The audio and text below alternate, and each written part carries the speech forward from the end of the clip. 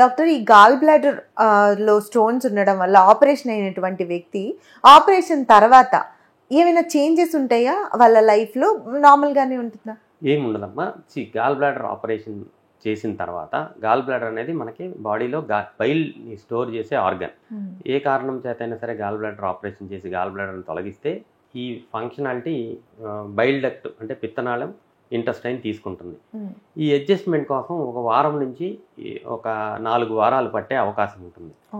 కొంతమందిలో ఎవరికైతే కొంచెం లేట్గా బాడీ అడ్జస్ట్ అవుతుందో వాళ్ళల్లో ఇనీషియల్గా ఒక 15 రోజుల నుంచి 20 రోజులు డయేరియా, లూజ్ మోషన్స్ అయ్యే అవకాశం ఉంటుంది. అంతకన్నా వేరే ఏమి ఇబ్బంది ఎవరికీ ఉండదు. 90% ఆఫ్ ద టైం, 90% మందిలో ఒక 4 రోజుల్లో అంతా నార్మల్గా ఉంటుంది. ప్రతిదీ నార్మల్ డైజెషన్ అవుతుంది. ఇండైజెషన్ ప్రాబ్లమ్స్ అసలు ఉండవు. ఎన్ని అపోహలు. దీర్ఘకాలికంగా దీనివల్ల వచ్చే ప్రమాదం ఏమీ లేదు. సార్, మరి ఆపరేషన్ అయినటువంటి వ్యక్తికి మీరేమైనా లైఫ్ స్టైల్ చేంజెస్ కానీ, ఫుడ్ గురించి, డైట్ విషయంలో ఏమైనా సజెషన్స్ ఉంటాయా? కరెక్ట్గా 4 రోజుల తర్వాత నార్మల్ డైట్ తీసుకోమని చెప్తాం వాళ్ళకి. Normal diet, normal lifestyle వాళ్ళు లీడ్ చేసే అవకాశం ఉంటుంది. ఏమి ఆహారంలో నియమాలు పాటించాల్సిన అవసరం లేదు. Everything will be normal. Okay doctor, gall bladder cancer అన్నారు కదా మీరు. సో అది వచ్చింది అని కానీ, వస్తుంది అని కానీ, ఇది మనం ఎలా తెలుసుకోగలం? జనరల్గా most important, gall bladder cancer కూడా ఫ్యామిలీ హిస్టరీ ఏమన్నా ఉంటే చాలా జాగ్రత్తగా మనం నెక్స్ట్ జనరేషన్ వాళ్ళని ఫాలో అప్ చేస్తాము. రెండోది, జనరల్ రొటీన్ చెకప్లో గాల్ బ్లాడర్ పాలిప్స్ అంటే కణితులు మనకి కొంతమందికి కనపడతాయి. స్టోన్స్ కాదు, ఇది కణితులు, పాలిప్స్ అంటారు. ఈ గాల్ బ్లాడర్ పాలిప్స్ సైజు కనుక పెరిగితే ఇది క్యాన్సర్ అయ్యే అవకాశం ఉంటుంది.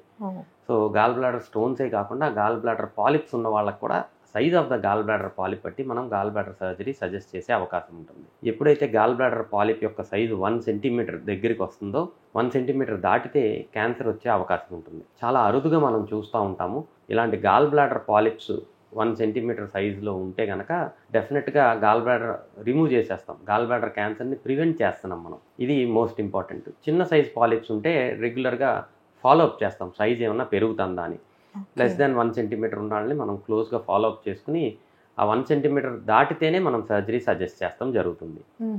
సౌత్ ఇండియాలో గాల్ బ్లాడర్ క్యాన్సర్ చాలా అరుదుగా ఉంటుంది కాబట్టి ఫ్యామిలీ హిస్టరీ ఉంటే జాగ్రత్తగా ఫాలో అప్ చేస్తాం. ఇలాంటి పాలిప్స్ ఉంటే మనం జాగ్రత్తగా ఫాలో అప్ చేసి అవసరమైతే గాల్ బ్లాడరే రిమూవ్ చేయాల్సిన అవసరం ఉంటుంది. వీళ్ళల్లో క్యాన్సర్ని మనం ప్రివెంట్ చేయడానికి.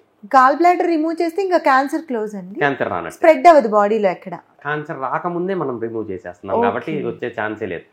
క్యాన్సర్నే ప్రివెంట్ చేస్తున్నాం. రైట్.